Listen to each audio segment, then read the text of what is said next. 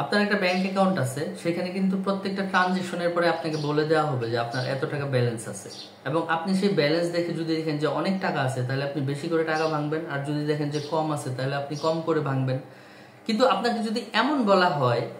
যে আপনার অ্যাকাউন্টে কত টাকা আছে সেটা আপনাকে মেসেজ দিয়ে জানানো হবে না ট্রানজেকশন শেষে, আপনি কিন্তু একটা দ্বিধাদ্বন্দ্বের মধ্যে পড়ে যাবেন যে এখন আপনি কি তাহলে 1,000 টাকা তুলবেন বুথ থেকে নাকি 10,000 তুলবেন, কম ভাঙবেন না বেশি ভাঙবেন, আপনি কনফিউজ হয়ে যাবেন। তো এই টাকা যদি সময় হয়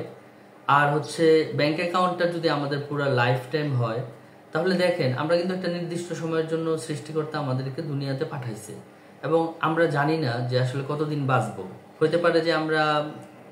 আর 7 দিন সময় আছে কারো, হইতে পারে কেউ আরো 50 বছর বাঁচবে। তো এর মধ্যে হচ্ছে যেটা যে ফ্যামিলির প্রতি রেসপন্সিবিলিটি আছে, বাচ্চা কাচ্চা পড়াশোনা করতে হবে, তাদের হায়ার এডুকেশন আছে, তাদেরকে বিয়ে দিতে হবে, তার একটা কেরিয়ার সেটেলমেন্ট আছে, তারপর হচ্ছে তাদের ফিউচারের জন্য একটা বাসা বাড়ি করে যেতে হবে, এবং ফ্যামিলি লিভিং এর জন্য প্যাসিভ ইনকামের একটা বিজনেস দাঁড় করায় যেতে হবে। তো এখানে সো মাচ অ্যাক্টিভিটি। এখন আপনি যদি না জানি যে আমার এই পরিমাণ হিউজ রেসপন্সিবিলিটি সামনে বসে রয়েছে,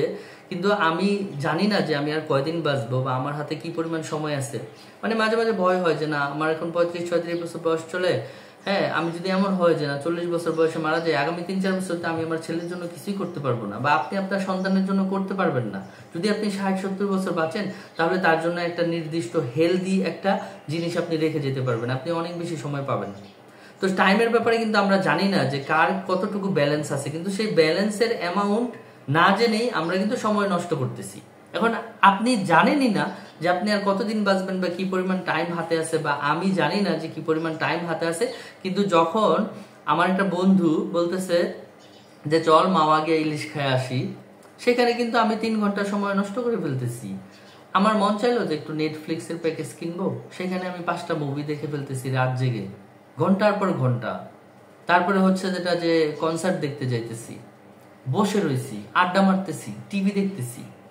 ঘুম থেকে দেরিতে উঠতেছি, রাতে দেরিতে ঘুমাইতে যাইতেছি। সময়ের ব্যালেন্স না জেনে কত পরিমাণ সময় আমরা নষ্ট করতেছি, অথচ একটা মিনিট সময়ের মূল্য অনেক। আপনার অ্যাকাউন্টের ব্যালেন্স যদি আপনি না জানেন তাহলে যেমন আপনি কনফিউজ হয়ে যাবেন যে টাকাটা নষ্ট করা যাবে না, এবং ব্যালেন্স আপনি জানেন না কত টাকা আছে, তাহলে একটা টাকা তুললেও সেটা আপনি প্রয়োজনীয় কাজে লাগাবেন। সেরকম লাইফের যে টাইমের ব্যালেন্স আছে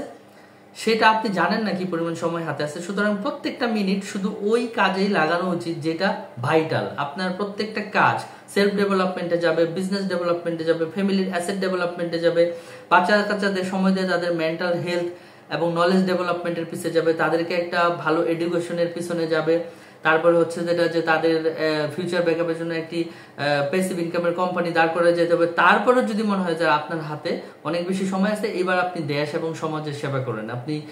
হচ্ছে যেটা গরিব বাচ্চাদের পড়াশোনার ব্যবস্থা করেন, গরিব মানুষের চিকিৎসার ব্যবস্থা করেন, if you have enough time and money in hand.